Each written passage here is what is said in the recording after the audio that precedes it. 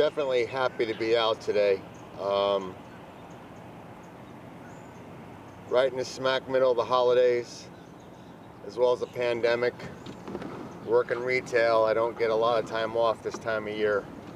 And the time I do have off, I try to spend it with family as much as possible. Again, because of the hours I work. So today's video is going to be something a little different. I hope you'll enjoy it. It's an overview of my new kayak, but the special story that goes along with it, so stay tuned.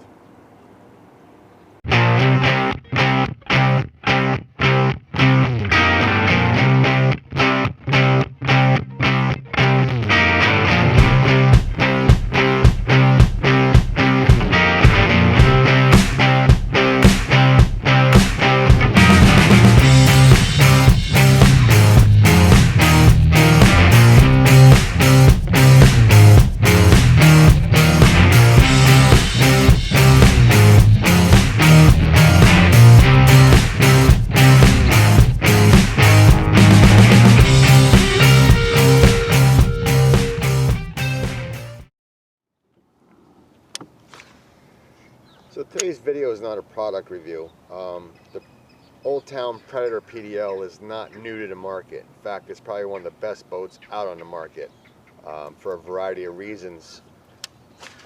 But there's plenty of reviews out there. While this video is more of an overview on how I have it rigged up, this video is more of a story. It's a heartfelt story, and I wanted to share it publicly. Some of you may like it, some of you may not. I don't know. I'll leave that up to you, and you can comment below. But the reason why this boat is so special to me is because it was given to me by a very special friend of mine. I've been a kayak angler since 2004. My first boat was a 9.5 foot sit-in. Back then, you didn't really have Facebook as big as it is now, so a lot of your fishing stories and rigging pictures and questions and things were normally on forums. You know, now while there's still forums out there, obviously social media, Facebook in particular with its groups and clubs, that seems to be where people ask their questions and share their ideas and things. But again, back then it was on the forums. But with that being said, with forums, a lot of times too, what was neat was you found anglers who lived in your general area. And so not only did you get ideas and see pictures and things, but you got to meet people who lived in your neck of the woods that maybe you wouldn't have met otherwise. So forums definitely had their place. Through the years in utilizing those forums, I've made a lot of amazing relationships with friends that I cherish. That's the most important thing to me about this sport. It's not about the pro staff positions or the boat or competitions. The most important thing to me that's ever come out of this sport has been the friendships that I've made. People that maybe I would have never met before if not for this sport, and that's truly just something I cherish. One of the individuals I met through the years was Kwanza Henderson. He was a somebody in this sport. Long time pro staff member of Johnson Outdoors, AFCO, Yak Attack, name a few. Huge inshore and offshore fisherman. He loved this peacock bass, but snook, I believe, was his favorite. His four passions in life were faith, family, fishing, and photography. And he just had such a joy of those things. And you can fish with him, and if you get hooked up with a fish, he will immediately stop what he's doing and grab his camera and come over to you and take pictures for you and then edit them. And yeah, he was just a special individual. He was an individual who cherished people, regardless of your background, who you were, what color your skin was. If you had a common bond, you had his full attention. And he would do anything he could for people to help them out.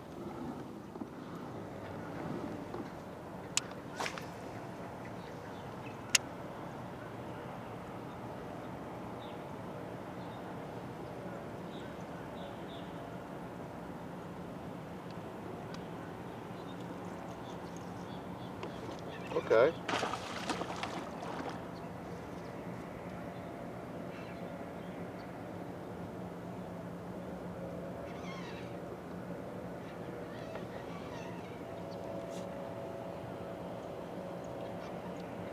That's a fat snakehead.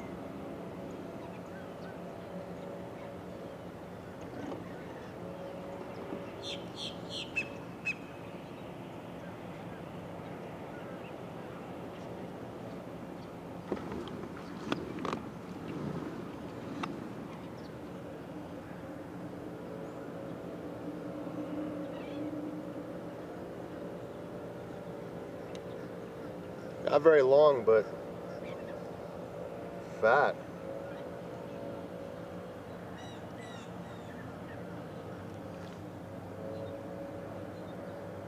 I'm surprised. It's about 69 degrees this morning. It's supposed to be a cool morning. I didn't expect a snake today. I didn't expect peacock today. I just expected some bass. The sky's pretty thick. He's not long. It doesn't look very long. I don't have my measuring board, but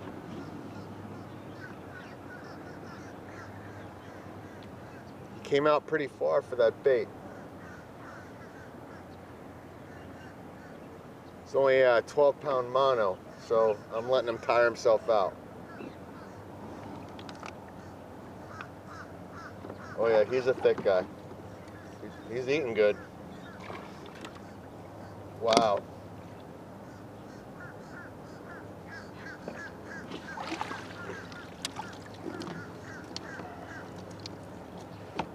Definitely eating good.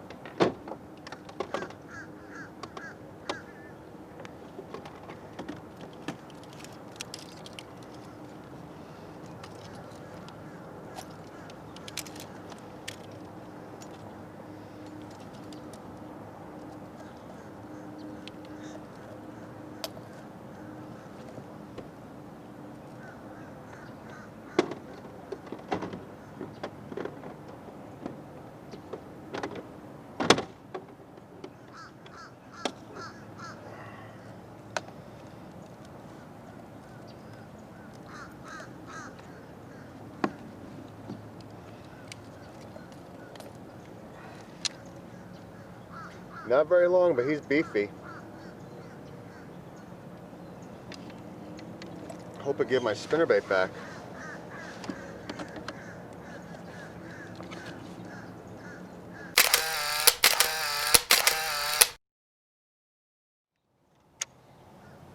Back in 2019, I believe, on Thanksgiving, Kwanza went into the hospital with some pains.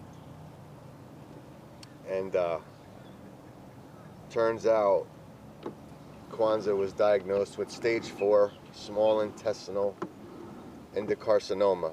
I hope I'm saying that right. That's a tough word. You know, it was life-changing. He didn't drink, he didn't smoke, he took care of himself. Unbelievably built. It was just one of those things. Through the next year, 2 years, despite the ups and downs of having cancer, his positive vibes just, it would keep going. And that same smile he had when I first met him years ago was still there. And he was just an inspiration to me and many people. he loved bringing people together. He just loved sharing his passions with people.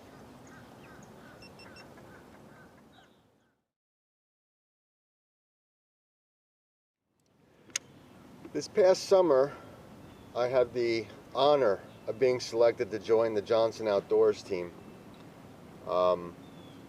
It was something that was really unexpected. That is just an unbelievable team of anglers, and anglers who compete around the country, anglers who write publications, and you know, here I am, me, the recreational angler, and here I am amongst these great people. But one of the privileges of that was being on a team with two of my longtime friends, Gene and Kwanza. While sitting with Kwanza one day, watching TV when he was home under hospice care, I was telling him that I was going to buy a Predator. Now, I had been in a topwater for a while, and a topwater PDL, but I really wanted to get into a Predator. And he said, well, I'm going to give you mine, which completely threw me. Kwanza fought his cancer with such pride and will, and I just can't put into words how hard he fought this and how strong he stayed even during the darkest days. And when he was finally called home, his will was read, and he left me one of his kayaks. Now, I had owned a Predator MX back in, I want to say 2016 or 2017.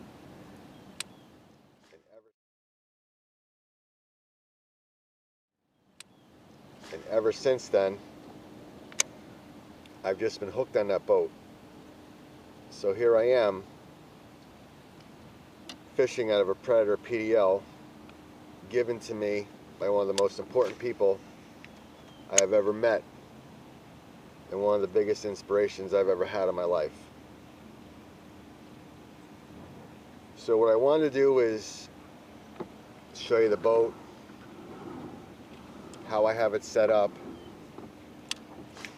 and how I've kept it to Kwanza's specifications, and how he rigged his boats. And I'll explain, because I just want to continue to honor him, because he was by far one of the most inspirational people I have ever met in my entire life. And he continues to inspire me, even though he's no longer with us. So, here's an overview of my boat. Keep in mind, it's maxed out. And what I mean by that is, I've been setting up the boat, and I put all of my bells and whistles on it just to check for placement, so things weren't interfering with other things. Now, I don't fish with all these things on my boat. It's too much, unless of course I'm going out to film a YouTube video. So this is going to be everything that's on the boat. I try to do it in a tasteful manner. I try to do it in a way that would honor Kwanza. So here's a walkthrough of my Predator PDL. Alright, so we're going to do a quick walkthrough of the kayak right now. I may have mentioned earlier, Kwanza was someone who was a no-drill type of angler. In his words, you work hard for your money is spent on nice things. Why permanently attach them to your kayak? Because if you ever sell it, you have to go and buy those things all over again. And he was absolutely right. So everything on the kayak is a no-drill install, with the exception of one plate. And that's one of the things I really love about the Predator PDL. It has so many options to put accessories on your kayak without actually mounting into the kayak. more so than the top water that I had. So let's take a look. You have the mounting plates here.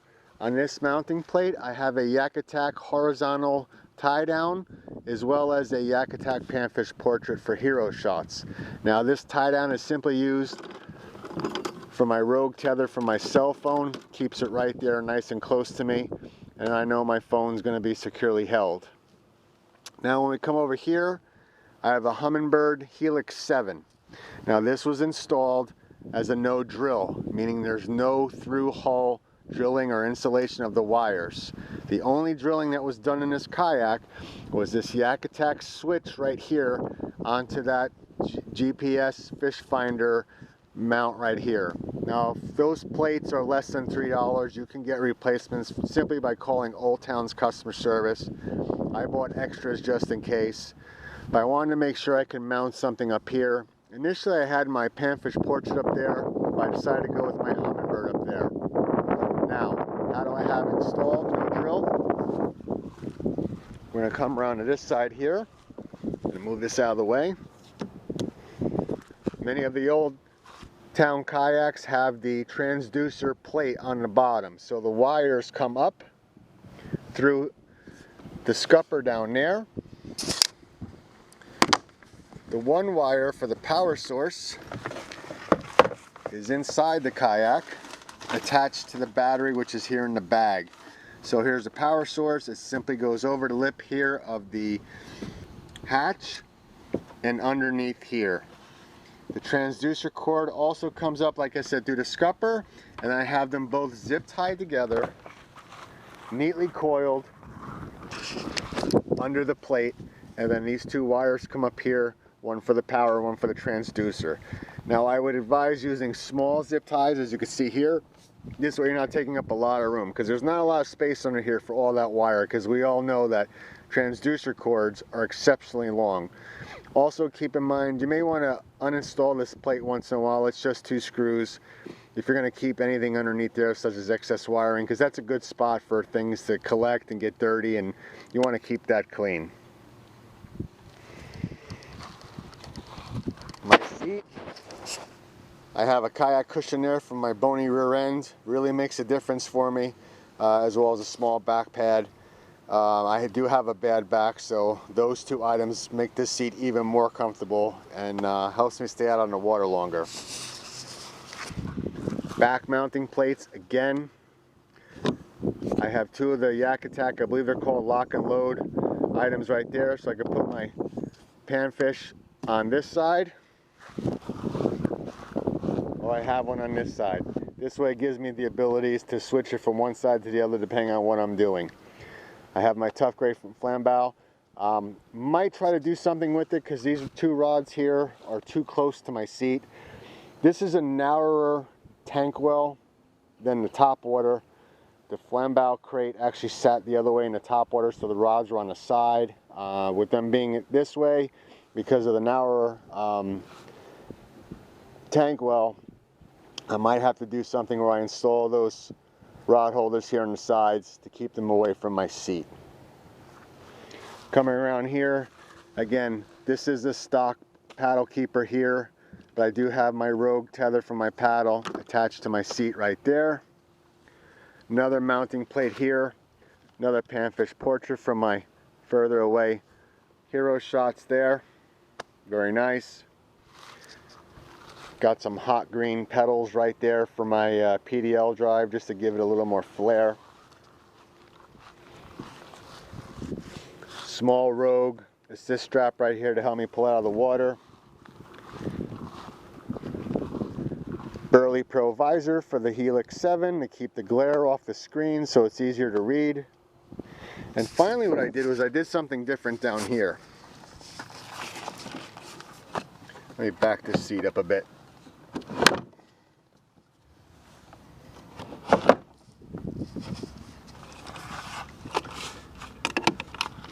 This is a Yak Attack switch plate. Now, those are meant to be glued onto inflatable SUPs, belly boats, inflatable river rafts, etc.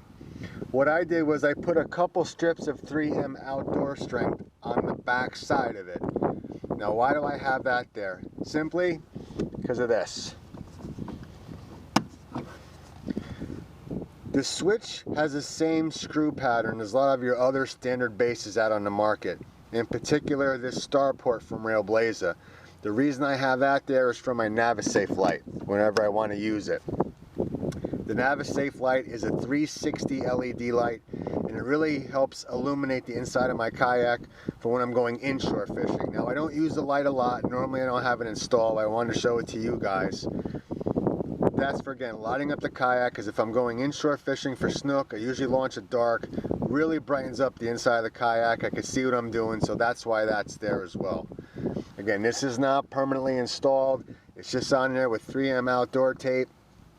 Easily remove if I want to, but again, to honor Kwanza, I didn't want to actually drill into the side of the boat.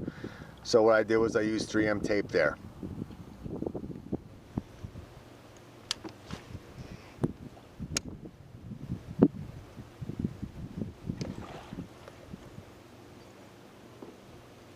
Ooh,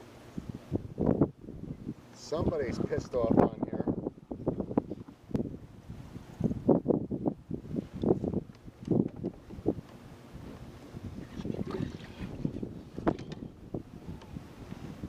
Wow.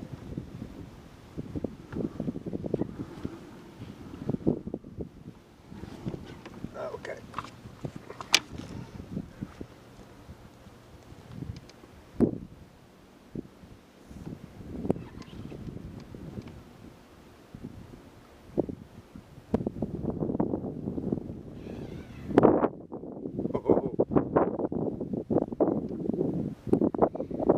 It is upset, whatever it is. It's a snakehead. A very big, upset one.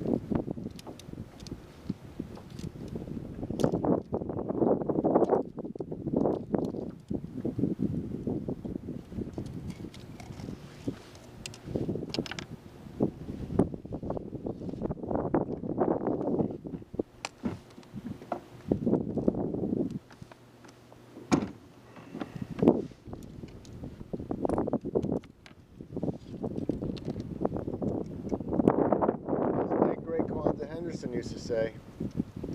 Yeah, man. So I hope you enjoyed the walkthrough of my new Predator PDL. You know, what's interesting is although Kwanza is no longer with us, he's still doing his thing. He touched so many people that during his journey with cancer, I've come in contact with so many new friends from the fishing community, from his family, and once again, Kwanza is bringing people together, regardless of who you are, the color of your skin, where you came from, and he wouldn't have had it any other way. I'm honored to have been a friend of his. I'm honored to have known him. I'm honored to be part of his extended family, and I'm honored to have his kayak. I'm going to cherish it. And if I can ask you, the anglers, to do anything, is to cherish the people you meet throughout the sport. There's a lot of great people out there, and you never know who you might meet and who may turn out to be a lifelong friend. So this is Bill Secor, Florida Bass Paddler, saying thanks for watching. Tight lines. Be safe, everybody. Thank you.